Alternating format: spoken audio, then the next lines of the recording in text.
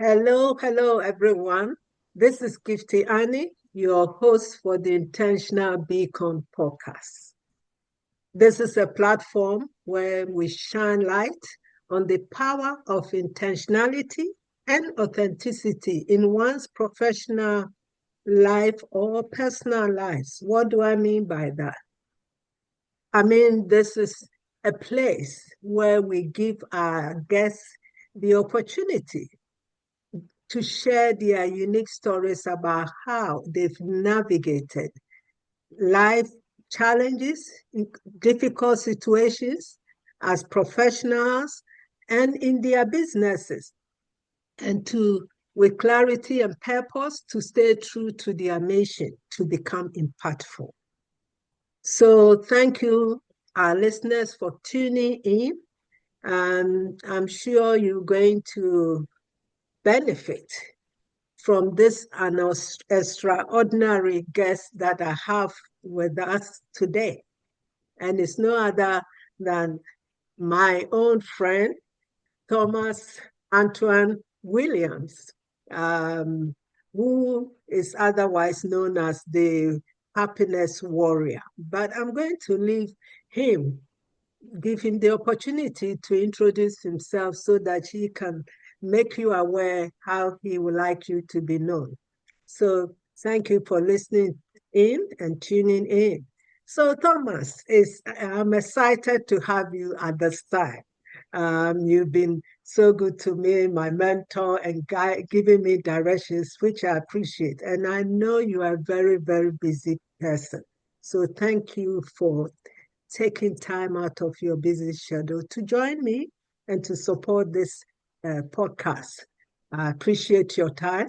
And so welcome. And so without taking much of your time, please introduce yourself to our listeners, how you like them to know you. Thank you. Thank you for the invitation, Gifty. And hello, everyone. Good morning, good afternoon, good evening, no matter where you're tuning in from. And thank you for having me as a guest in the Intentional Beacon podcast. Yeah. I'm very honored because, first of all, I am 50 years old. I know I look younger. So wow. yes, and I like to have for people to identify me as someone that does not take himself too seriously. Yeah. And at the same time, somebody that has goals, like many of us, and that went through challenges, of course, and at the same time, take life opportunities with courage. So, in a nutshell, I am today a business director in Luxembourg, where I live, a full-time job.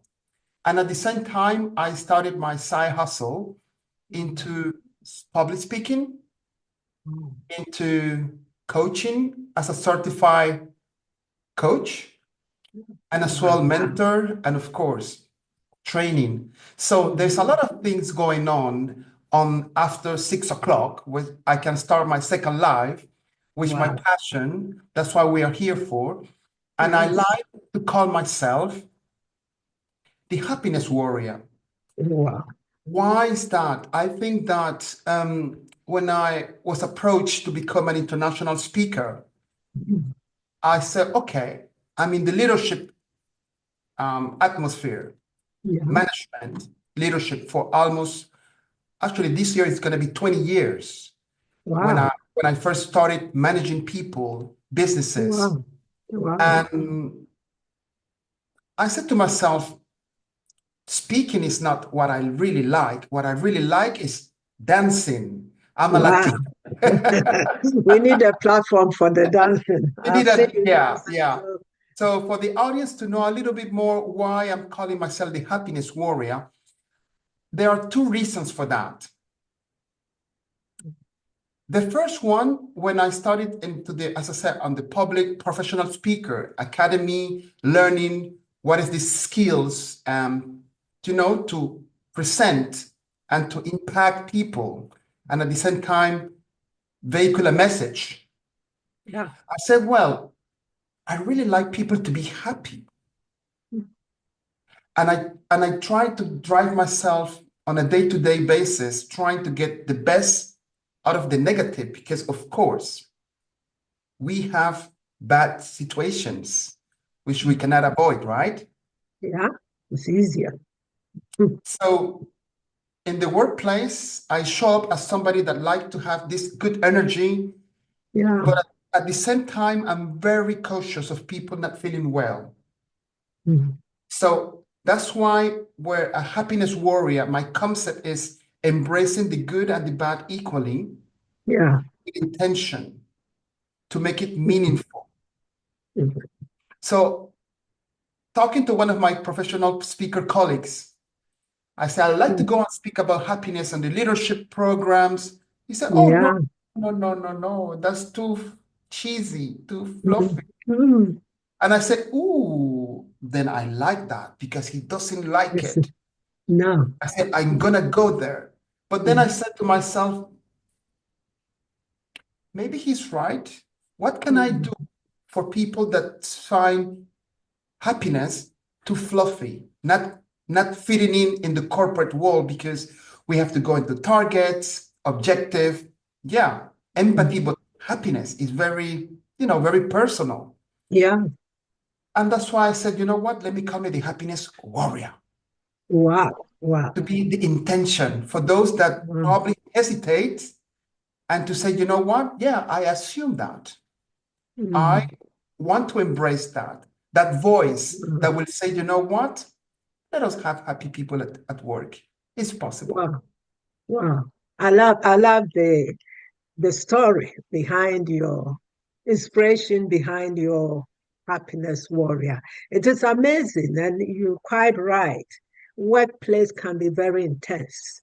So what I heard you say is not just being happy, because happiness is dependent on what happens around us, but people to have the energy, to have the love to do what they are called to do or employed to do and make things lively and human.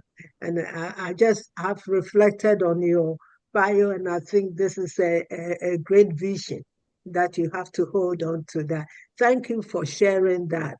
The second So reason, Gifty, sorry to cut you. The second that's reason okay. why so that the audience can get the full picture, why I'm the happiness warrior, is because I born with a condition. Okay. And I don't say it very loudly to many people. I just want to be transparent here. Yeah. I produce less white cells, which Okay. means those are the defense for the Yeah. immune system, right? So being with the pandemic in 2020, I start seeing myself, whoa, what will happen if, with this pandemic at the beginning, we didn't know what was going to happen, etc. So it's just to say that no matter what you have as a challenge, Yeah. no matter how hard it is, Mm. if I'm able to do great things like many people, you too.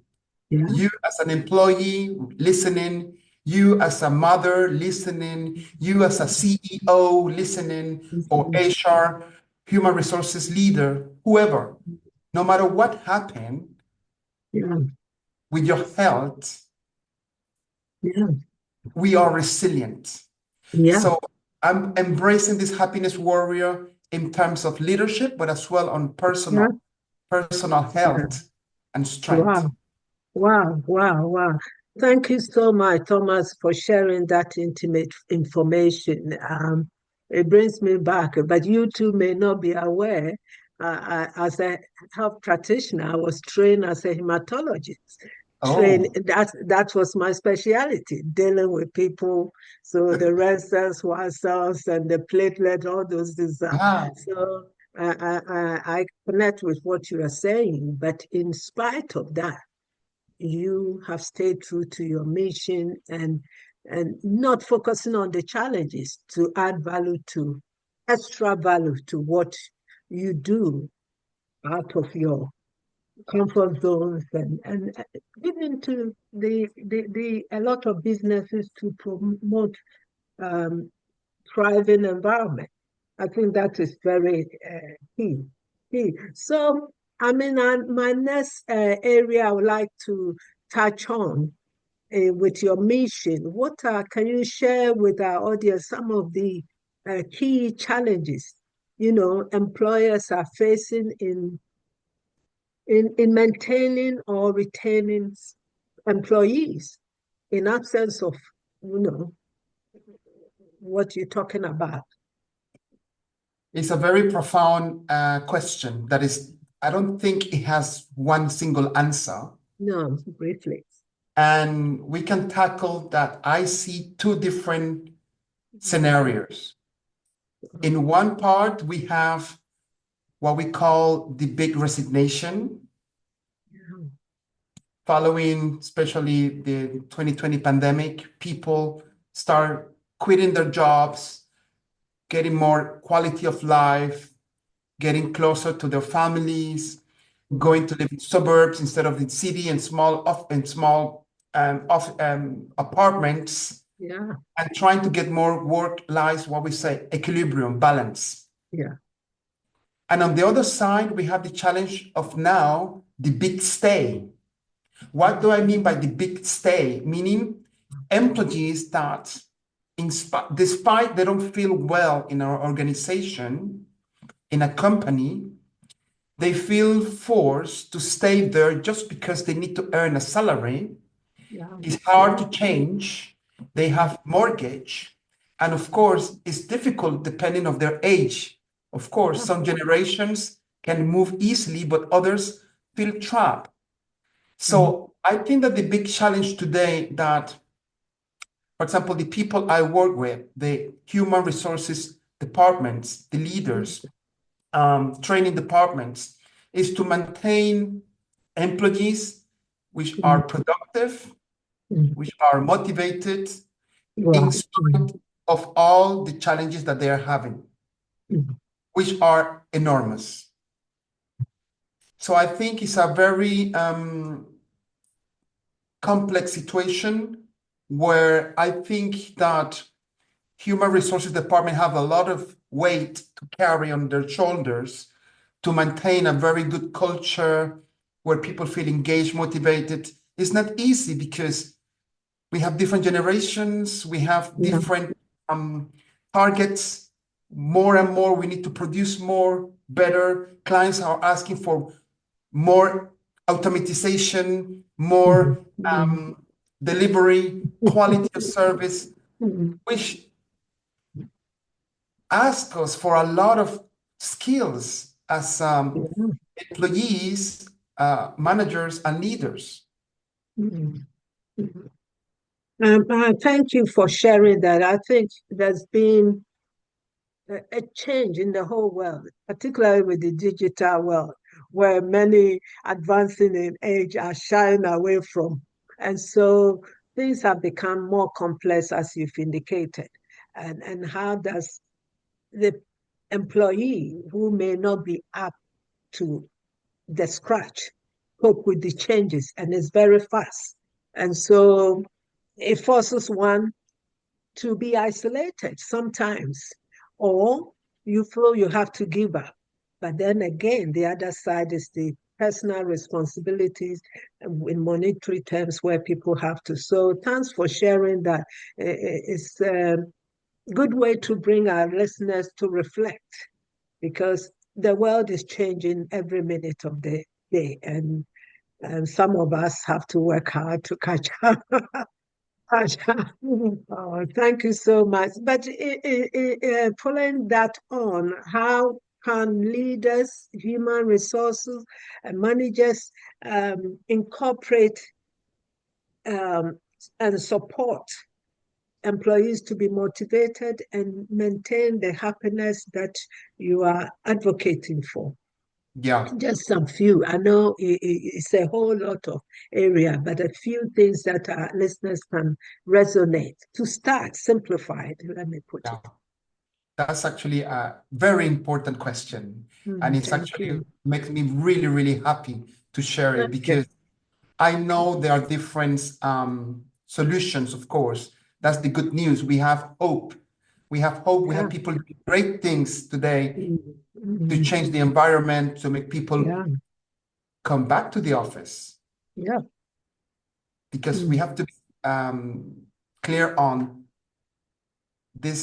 The world has changed Yeah. in the past few years, and people are working in hybrid environments, Yeah. which means from work, from home, then from the office, or both, or fully remote. So there's a lot of things managers and leaders need to embrace to keep people, talent engaged and motivated the longer. Yeah. So I think that one of the first things that a manager, as human resources leader, Mm. or CEO, Yeah. or the company culture should focus on is to Mhm. first create a safe environment. Wow. Okay. So Okay. what do I mean by a safe environment? I will say an environment where employees have the opportunity to ask questions,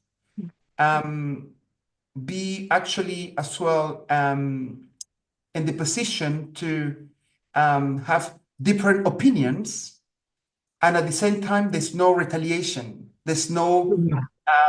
kind of, oh, I said this, it was not what was expected, and yet it's okay. All different opinions are okay. Mm. For some listeners or some people, it can sound too good to be true because Mm. the reality is showing that, of course, when sometimes we raise our hand and say, I'm not aligned with what you said, Mm. I don't agree, Mhm. then that person could be sometimes feel put away. Yeah. Yeah. So I think the Mm. first part of the equation is to have safe environments where Mm. policies are clear, standards are clear, when things are expressed with respect Mm. Mm. and openness, Yeah. then I think that element, that person, that employee or that manager, if they allow their employees to have this safe space, then things can go better for the rest. I think that's the basic. I Yeah. think the Wow. I think the Please second carry on. Yeah, I think the second thing element that will actually help managers and leaders to keep employees more motivated, happy, and engaged Mm. is something really important that I didn't know until 2021. And why I say this, because I've been myself a manager since 2005, Wow. right? So that was my first manager role in a big company, and recruiting my own staff and doing Mm. everything like the human resources, because it was an opening for a hotel in Paris. Wow. It was Okay. an opening, a brand new opening. So everybody was busy, and we had Mm. to construct our own department. Yeah. That was amazing. But I think until 2021, when I became a certified coach. Mm. And why do I mean by that? I mean that you can be a great manager. You can be as well a great leader to inspire others.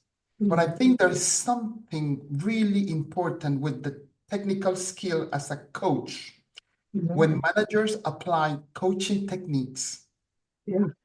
they become and they achieve 2 times, 5 times, 10 times Mm. more from their employees. And Yeah. it's not just getting something tangible. Sometimes it could be just the trust. Sometimes it could be just the empathy. Sometimes it's just the space Yeah. to make them become better persons, because that's what a Yeah. coach does. A Yeah. coach wants you to become better. Yeah. Yeah. That is powerful. And although there's some basic human needs, everyone wants to feel safe. And if you go to the work environment, we talked about openness, transparency, and everyone comes with different unique skills, areas to develop. And so what you've touched on that individually, when we talk about equality and we're looking at individuals' needs are the same as the objectives of the company to fit in. And so I like the way you've talked about it. And also you've moved further. You talked about um, the managers having the skill to tease out these needs of individuals and not looking at them in a broader way without excluding certain people. And I think as you were talking, I love the way you describe it and simplify. And please go ahead. You wanted to add another. Yeah, because that's what the problem is, Gifty. Yeah. That's what we've seen in the industry, no matter if it's in finance, if it's in actually in hospitality, it's in different sectors. Some people has been told in the past as managers, either newly appointed managers or experienced, we are not here to deal with social problems to our employees' personal business. And the truth is that today, working environments which are complex and our personal life which are complex, we have so many distractions, we have so many news, good and bad, every day. It's an illusion to think that an employee will leave their problems at the door of the office or at home. So whether you like it or not, those managers which are not equipped with these tools to how to navigate, I'm listening carefully, not to fix someone. They are not there to fix anyone, but to navigate when somebody is not doing well, what to do, how to protect themselves, because they need to protect themselves as the managers to become supportive, right? And not be just, how can I say, ingrained in any negativity. How do they navigate those things? And I think when we shift paradigm saying, okay, we have somebody that is not doing well, instead of just shutting our ears or say, go to HR to speak with, is you're not doing well. I think the gap is too big. I think there's a way to navigate this, and as you said, not leave anyone behind. Right. Yeah, I think it's a complex situation when you're dealing with human beings with diverse needs. All of them may be doing the same work expectation, but the processes may be different. So I take that on board and I can relate that to my colleagues because I recognize that we all have different strengths. And where I need help, particularly IT, I need know whom to go to. When they need certain, they know whom to come to. So it's recognizing individual strength and areas for development to catch up. So I think those are powerful, and those needs to be spelled out. It's not, as you are saying, it's not easily identified by managers unless you are also equipped to look at. There could be learning difficulties. How would you know when the person is employed? So one may be more intelligent. So it's a tough job to be a manager, to manage team. But then again, I want to come down to being an author or the one who has designed. I think it's employee retention Retention roadmap. program. I want to learn a bit more. Though I've heard you speak about it, but for our audience, because that is the framework you're using to help managers, leaders, and human resources to see how they can support them in a structured way. And I want you to touch on that briefly for us. And Of for course, us, of course, a pleasure. As I said, being a manager since 2005 up to now give me good examples of what is good and bad management, which is very instructive. yeah. And I work in different countries like France, Scotland, Ireland, and now Luxembourg. with different nationalities. And as well, coming from a background in hospitality industry, where we were like 65 nationalities, learning hotel management, human resources, lectures, and being myself from Latin America, all of this melt pot allows me to say, how can we retain more people? What am I done or seen that works and that does not work? So, of course, I work on a framework that actually combine what I was just saying actually at the beginning. How can we have more managers, especially managers that are very good in what they do? That's why they get promoted as managers, right? How can we give them the tools, extra tools of what they already have to then manage people, manage talents, manage themselves, and get more results while keeping their people? So it's actually a 6-step framework, and it's very easy to navigate because, first of all, we talk about how to keep a safe environment. What does that mean in terms of neuroscience? How do our brain feel that this office space, or when I go to the office in the mornings, or if I'm late or something, how do I feel? How do I make sure that my employees knows that no matter what happened, they are safe and we can have an open conversation? So first step is how to navigate these things in terms of being a manager, but as well, how do you prepare that your work environment is the most adequate for your employees to feel at ease and produce more, of course. And the second step that I actually use in my employee retention roadmap is definitely coaching. It has to be at the beginning, and it always build up. So the second one is directly coaching. How to make sure that they become and they use the coaching skills. Myself as a certified ACC ICF coach, we learn so many techniques, and this helped managers achieve more, 2 times more. Wow. Wow. I think that is amazing. And your roadmap actually has 6 components or areas to master. And I probably will have to come back and talk and dive in deeper. Otherwise, we'll spend the whole day.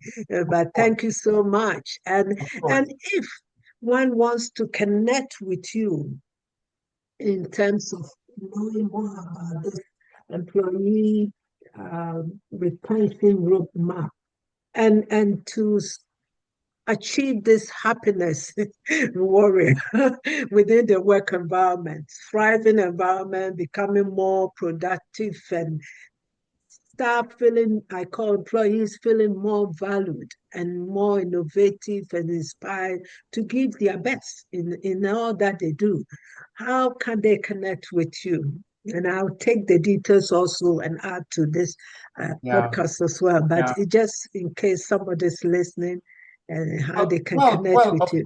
Of course. The first thing I will say to any employee listening, first of all, I would just want to tell them that they are great. They're there. Actually, I know the majority of employees, they actually, when they get a job, they want to perform. They want to do well. They want to be part of a community. They want to be inspired and they want to grow as well. So the first thing I just want to say, congratulations, because it's not easy to wake up every day and go to the work. And, sometimes with the hassle of commuting and everything, it's not easy. So well done for that. Thank you. The second thing that I would like to tell them is just to know themselves better. Why do I mean by learning who they really are? What are their strengths? What are the weaknesses? And because the more they know themselves, it's easier then to become even better and, of course, make the good choices, the right choices. So how to connect with me is easier. Either they have a very open door with their human resources departments, and just tell them that I saw Thomas Antoine-Williams, the happiness warrior, And he does sometimes. I can come to companies and I can just do workshops, or I can just do a speaking engagement for, I don't know, 45 minutes to inspire them, or I can do group coaching with the employees, Wow. and of course, one-on-one. And this is the easiest way to contact me is through LinkedIn. On LinkedIn, I'm there very often, 3 times a week. It's easier Okay. to contact me. I'm as well on other social medias like Instagram and Facebook and X Okay. as well, and TikTok, even though in TikTok, of Oh, course. wow. But Wow. We are together. I'm very flexible. I think that the employees are the real asset of the organization. Wow. Revenue is very important, but if we don't have employees that are happy and they are feeling listened, heard, empowered, then things are going to be challenging. But as I said, there is hope, because I know there are many people waiting for managers and leaders to inspire them to become even better. And I know we can make it. I'm pretty Yeah. sure. Oh, wow, wow, wow. What an inspiring story and mission that you have. Thank you so much. It's very powerful. And to summarize, your mission is to support businesses to thrive, and by supporting the employees to feel valued, feel inspired, and more engaged. And I think they're more productive. And that is key to every successful business. And so thank you for sharing that. And I think that can be passed on to our personal lives.